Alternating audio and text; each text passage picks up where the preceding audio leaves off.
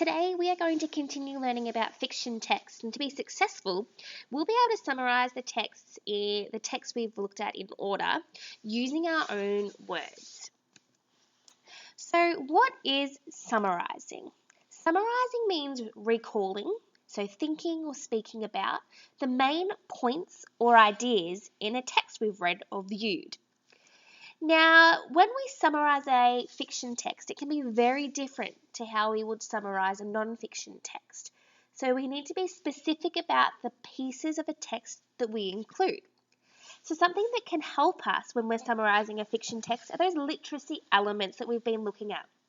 So our characters, who is in the text, the setting, where and when this story is happening, the problem, what goes wrong, and the solution or the ending. How do the characters overcome the problem in the story? These 4 literacy elements are a really easy way to sort of guide our summarising of a text, and it's something that I use to think about the text that I've read. So when we summarise a text, we need to make sure it is a good fit, and we know a good fit text is a text that we enjoy, that we know most of the words, and that we can retell. So if we can't summarise what we've read, this tells us that perhaps our text is a little bit too tricky for us right now. And that doesn't mean we won't ever be able to read it, but not right now. We might need to put it to the side. So I hope that all of us are always checking in when we're reading to ask ourselves those questions. Is this text a good fit for me? We've already watched Piper hopefully twice, and I want you to pause the video here in a moment to think about the literacy elements for this animation that we've been viewing. So I want you to ask yourself, who are the characters in this animation? Where and when is this animation set? So you're going to really need to use the picture clues here to figure out where and possibly when it's happening. What goes wrong for the characters or the main character? And in the end, how do they fix this problem, or how do they overcome this problem? So I want you to pause here. You can either think to yourself around these 4 questions, or if you have someone there with you, it would be a great idea to discuss these 4 questions. Pause now. Great. So I hope you had some success thinking about those 4 literacy elements for Piper. Let's have a look at the first literacy element together and have a bit of a reflection to see how you went if you were able to name these characters. All right, so thinking about Piper, I noticed there was a large flock of seabirds, and we only have visual clues in this animation. We don't have any written clues, so we have to work that a little bit harder.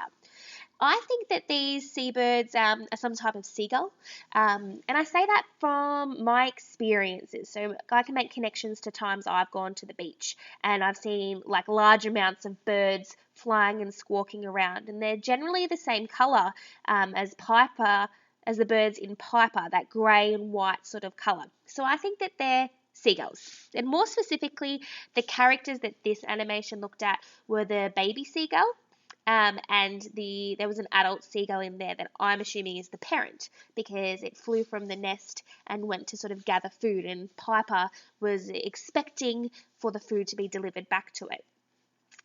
Then we also had crabs in this animation, and there was one specific crab that it really focused on. I think these crabs are hermit crabs, because I know that hermit crabs live inside a seashell. They don't have their own shell, and so they have a seashell that they find and they live inside. I used to have hermit crabs as a child, so as soon as I saw them, I knew that was the type of crab that they were.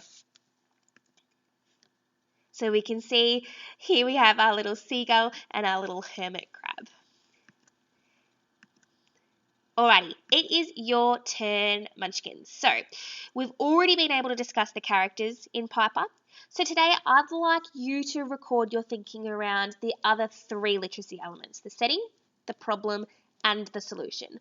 Of course, you can include the characters as well, but we've already worked that out together, so that should be nice and easy.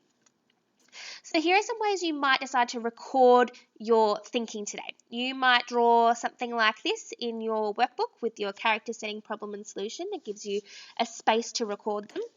You might prefer to just write a paragraph explaining who the characters are, where the setting is, what the problem was, and the solution.